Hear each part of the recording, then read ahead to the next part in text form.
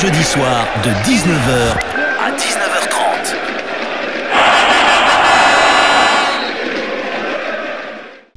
« 100% CO » tous les jeudis soirs de 19h à 19h30. Bonsoir à tous, bienvenue, c'est reparti, 100% CO, la 4e depuis le début de la saison. Bonjour Cyril Masson. Bonjour Manu, bonjour à tous, bienvenue dans 100% CO. Ce soir on reçoit Julien Dumora et Marc-Antoine Rallier. Bonsoir messieurs. Bonsoir. Le CO en proie au doute, on sait pas vraiment où est Castres après 3 rencontres. Est-ce qu'on est en rodage? Est-ce qu'on a du mal à démarrer tout simplement? Le verre est-il à moitié vide, à moitié plein? On va en parler avec nos invités. On va revenir sur la défaite contre Bordeaux samedi. On va se projeter sur le match à Bayonne samedi à 18h. Et puis vos coéquipiers, messieurs, vous posent des questions. Julien et Marc-Antoine, vous allez entendre ça. Tout d'abord, on prend quelques nouvelles. Marc-Antoine, tu as été blessé juste avant le premier match du début de saison. Comment tu vas aujourd'hui? Tu nous disais que tu avais repris. Oui, ça va mieux. J'ai repris la semaine dernière. Et là, voilà, cette semaine, je suis à 100%.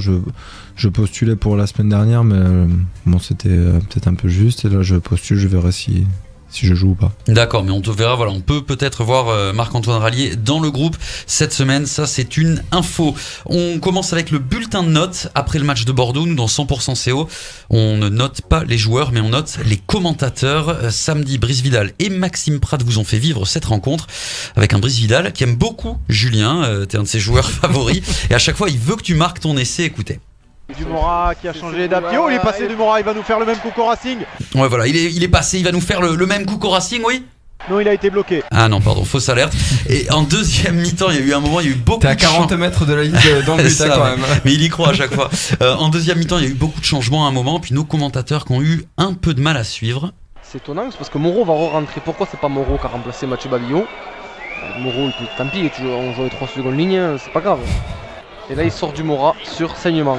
Bon, Rado va passer en 10. C'est un peu...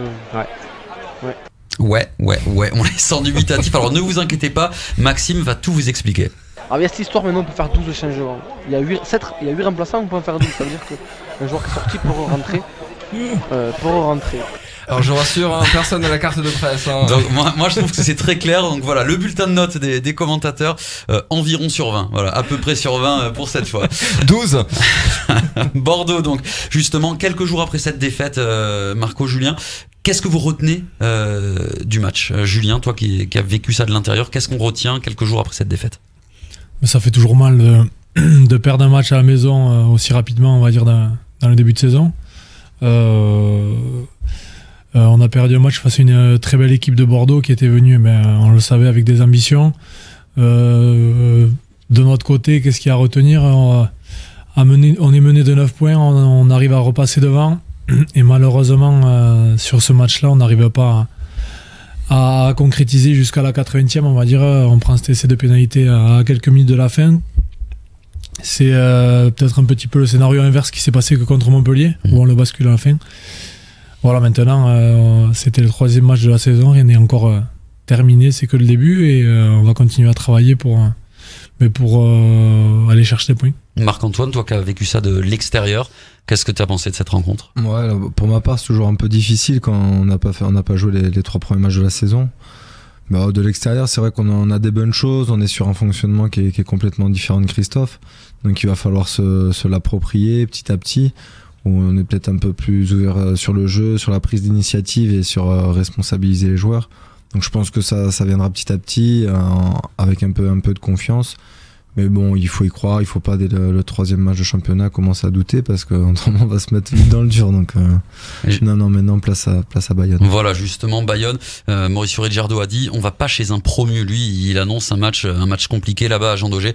Vous aussi, vous vous attendez à quelque chose de délicat. Ils ont pas montré que c'était, en tout cas sur les premiers matchs, on n'a pas l'impression que c'est des promus, les Bayonnais. Mais du coup, vu que j'étais blessé, j'ai pu voir quelques matchs devant la télé. Et c'est vrai qu'ils font un premier match hyper sérieux au Racing, où ils vont gagner au Racing. Derrière, il y a cette défaite contre Clermont, mais bon, ils sont en place, on le voit, ils ont recruté des bons joueurs à des postes stratégiques. ils perdent, mais bon, ils prennent quand même le bonus défensif. Et il y a ce match qui est hyper étonnant au Stade Français, où ils perdent 17-0 et jusqu'à remonter à la 33-27. Donc ils lâchent rien, et ouais, c'est bien plus qu'un premier. Ouais. Qu'est-ce qu'il faudra changer, Julien, à ton avis, pour aller gagner à Bayonne? C'est quoi les secteurs vraiment importants? Là, on va dire la défense, c'est un secteur sur lequel il faut qu'il soit un secteur fort de notre côté, où il faut qu'on s'appuie. On le travaillait beaucoup cette semaine, donc j'espère que ça sera un gros point fort pour nous samedi pour essayer d'aller faire un résultat à Bayonne. Alors justement, la musique qui fait peur, pour parler de la stat qui fait peur contre Bayonne, puisque vous parliez de la défense. Bayonne a inscrit 2 fois plus d'essais que Castres depuis le début de la saison. Donc méfiance, sachant que les deux équipes ont encaissé beaucoup d'essais, 8 pour Castres, 9 pour Bayonne. Donc là, ça peut être aussi un petit indicatif par rapport à cette rencontre. Tu as du temps pour regarder tout ça, Je peux vous remettre la musique si vous voulez. Voilà. C'est fini, on n'a plus peur. Merci. C'est une question de réglage pour vous, c'est juste une question de temps. Tu le disais, Marc-Antoine, on n'a pas besoin de. Faut pas commencer à douter. Non. Après, comme le dit Julien, c'est sur la défense, et c'est vrai que la défense, ça fait partie des secteurs où quand tu es un peu en manque de confiance, ou quand tu changes de stratégie ou de fonctionnement, où tu te retrouves. C'est le meilleur moyen pour se remettre en confiance. Donc non, il faut pas douter, et voilà, et s'appuyer sur des points forts comme la défense. Manu, t'avais pas une. On revient à Jean Daugé, évidemment, parce que on va se faire plaisir un petit peu pour ceux et celles qui n'ont pas entendu ce chant depuis 3 ans, puisque le dernier match des supporters du Castres Olympique en terre bayonnaise, c'était il y a 3 ans. Le dernier match exactement à Jean Daugé, vous vous souvenez du score? 26-26. Non. C'était plus non. 19, plus étriqué, moins mais de Bayonne gagne, non? Non, 12-12. 12-12. Ouais. Exactement. Et c'était Maxime Chalon qui avait arbitré la rencontre. Qui c'est qui va arbitrer ce week-end? Maxime Chalon. Ouais. Vous savez que Maxime Chalon, il était à la touche lors du match Bayonne-Clermont, c'était il y a 15 jours. Donc le gars, il est quand même malin, il voit le calendrier, puis s'organise les week-ends à l'océan. Bon, je prends Bayonne, qui c'est qui prend? Je prends Bayonne Castres, je prends voilà. Qui c'est qui prend Brive? Et non, Manu, arrête. Bayonne, c'est est-ce qu'on peut déjà parler, en tout cas pour vous, j'imagine pour le groupe, ça va être une rencontre vraiment déterminante. Vous avez des choses, vous aussi, on parlait des réglages. Ok, il y a ça, il y a du temps, il y a des réglages, mais vous avez peut-être vous aussi dans le groupe des choses à vous montrer, à vous prouver aussi avec cette rencontre. Ouais, forcément, on vient de perdre un match à domicile, donc le meilleur moyen, c'est de faire un gros match à l'extérieur le week-end après. Voilà, il faut qu'on se retrouve collectivement, que ce soit offensivement ou défensivement. Voilà, et faire un gros match samedi à Bayonne. Tu nous parlais du projet qui a changé, on parlait de la défense, parce que c'est vrai que là c'est la défense, c'est un des points qui n'a pas vraiment fonctionné depuis le début de saison. Pourtant c'est votre point fort depuis un petit moment, la défense. Le projet il a changé. Qu'est-ce qui a changé en fait dans le projet qu'amène Mauricio par rapport à la défense, par rapport à ce qu'on pouvait voir les autres années? Tu peux nous en parler un peu, Marc-Antoine? Ouais, après c'est les principes restent fondamentalement les mêmes, que ce soit dans n'importe quelle équipe. C'est juste après sur du replacement défensif, avec les 3 quarts, les avants, certaines choses à mettre en place sur la bascule et tout derrière. Donc bon, ça Julien il en parlera mieux que moi. Mais voilà, c'est juste à nous aussi de nous responsabiliser comme les coachs attendent, je pense. Et après, bon, la défense, ça reste quand même quelque chose, je dirais, d'universel, quoi. C'est rester ensemble, et après si ça monte, il faut suivre, et voilà. Julien, ça change beaucoup, c'est quand même un autre projet. C'est surtout des principes au niveau de la circulation, on va dire. Et c'est des petits détails qui font que si chacun ne le fait pas bien, eh bien, au bout d'un moment, il y a des espaces. Et voilà, c'est des automatismes à prendre avec ces nouveaux repères. Et forcément, ça va mettre un petit peu de temps. C'est pour ça qu'en ce moment, on met un petit peu l'accent dessus pour que ça arrive rapidement. Moi j'ai trouvé que ça avait plutôt bien fonctionné bizarrement face à Bordeaux-Bègles, parce que les défenses inversées, on avait vu que vous les aviez beaucoup gênés. Finalement, là où vous aviez eu du mal le week-end dernier, c'était sur les suite à des touches, les ballons portés, où effectivement Bordeaux vous a mis en grande difficulté. Mais moi j'ai pas eu vraiment l'impression que après Castres a été débordé dans le jeu, dans le placement défensif. Je sais pas si d'accord ou pas. Si, c'est vrai que sur le secteur aussi des porteurs, on a été en difficulté. Je pense qu'ils avaient bien ciblé ce secteur, mais ça fait partie de. On l'intègre à la défense aussi, la défense de portée et tout. Donc voilà, ça veut dire qu'il y a encore du travail. Il nous faut rester humble et continuer à travailler, et puis on verra ce qui se passe à Bayonne. Oui, parce que évidemment, je pense que cette vidéo, elle a dû tourner plusieurs fois à Bayonne cette semaine pour préparer le match. Là, c'est un secteur où Castres a été déficient le week-end dernier, donc on va essayer d'appuyer du côté bayonnais, là où ça fait mal, évidemment. Ils nous attendent, les Bayonnais. On va passer aux questions de vos coéquipiers, Julien et Marc-Antoine. Ils nous ont parlé cette semaine. 2 d'entre eux avaient des questions à vous poser. Alors, on commence par Loïc Jacquet. Il a une question pour toi, Marc-Antoine. Que Yannick Caballero est plus dans le vestiaire, quel joueur il va ronger tous les jours? Est-ce que tu as une réponse à apporter à Loïc? Tu m'emmerdes avec ta question. Non. Si, je pense que vu que Kaba va bien sûr arrêter cette année, je pense que j'ai vu que j'ai Rory juste à côté de moi. C'est Rory que je vais ranger. Alors ranger, pourquoi? C'est quoi? T'es pénible? T'as toujours des trucs à dire? C'est quoi? Non, c'est que je suis mal placé pour dire si je suis pénible ou pas. Mais toi, tu trouves que non, en tout cas. Si vous regardez la vidéo, il y a un petit indice à droite de votre écran. Je vais rallumer la flamme un peu des fois de temps en temps. Mais bon, c'est de bonne guerre, quoi. C'est pour mettre de la bonne ambiance, quoi. On ira vérifier. Question de Loïc, encore, c'est pour toi, Julien. Cette fois, on n'a rien censuré. Je voudrais savoir pourquoi Julien Dumora a un surnom de la part de quelques joueurs qui est la patate de forain. Alors, c'est quoi? T'as un gros crochet? C'est lui qui m'appelle comme ça. C'est depuis un petit jeu dans les fêtes des villages au punching ball, voilà. D'accord, et c'est toi, j'imagine que t'as été bien placé. Qui m'appelle la patate de forain. D'accord, très bien. Non mais on voit à quoi il s'occupe. Allez, enfin, dernière question, elle est pour tous les deux. Question de Rado, qui vous branche un peu sur une histoire de génération. Salut les gars, est-ce que vous préféreriez pas être né en 89 plutôt qu'en 88? Parce que je sais que vous êtes très envieux de notre génération. C'est la génération 88. Ouais, on va prendre les deux la parole. En fait, on a été les premiers à lancer cette histoire de génération. Où on était 5,88 il y a maintenant 5 ans. Donc il y avait Rémi, Grosso, Julien, moi, Don Kirkpatrick et Pioula face à Lélé. Donc on avait pour habitude de se chanter, on était le plus de notre génération. Donc on faisait le petit chant, la 8-8 et tout. Et depuis, ils ont tous suivi, donc ils s'appellent tous par leur génération. La 8-9, les copieurs, 9-3 et tout. Je pense qu'ils nous battent un peu, ouais. Et d'ailleurs, on le voit quand on vient au stade Pierre Fabre, qu'on voit sur la présentation des joueurs sur l'écran géant, vous êtes plusieurs à faire le signe, c'est ça? Oui, c'est ça. D'accord, l'explication est là. Bon, très bien. Très bien. Bah, écoutez, en tout cas, nous on bosse plus, on laisse Rado et Loïc Jacquet maintenant faire les questions. 100% CO, Julien Dumora et Marc-Antoine Rallier avec nous. 100% CO. Tous les jeudis soirs de 19h à 19h30. On continue évidemment l'émission. Il y aura des places à gagner la semaine prochaine pour toutes les rencontres du Castres Olympique. Parce que j'ai appelé Bayonne, mais ils voulaient pas me donner de place pour vous faire gagner cette semaine. C'était très mal placé. Elles étaient derrière les poteaux, vous savez, à droite, quand vous avez le soleil en face. C'était pas terrible. On va jouer avec Marc-Antoine et avec Julien. Il n'y a pas de raison. Vous connaissez la rivalité entre les deux grandes villes basques, Biarritz, Bayonne.